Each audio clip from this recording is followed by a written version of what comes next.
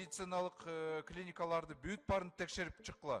Жогорку кеңештин депутаты Дастан Бекешев парламент жыйынында өкмөт клиникаларды текшерип, хирургдарды аттестациядан өткөрүү керектигин айтты. Операциядан кийин каза болгон 3 жаштагы кызынын атасы жана чоң апасы келген да. Мына КГМАнын стоматологияда операцияны кылып, бирок желекке каршы ошол кыз каза болуп калды. Атанын уксаң, чоң апасынын уксаң, энесинин уксаң, жүрөк жарылат да. Араң эле уктум ошону.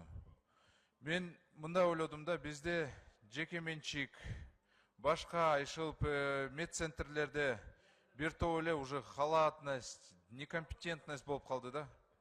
Бул коррупция эмес, көбүнчө шалакылык болуп атат да.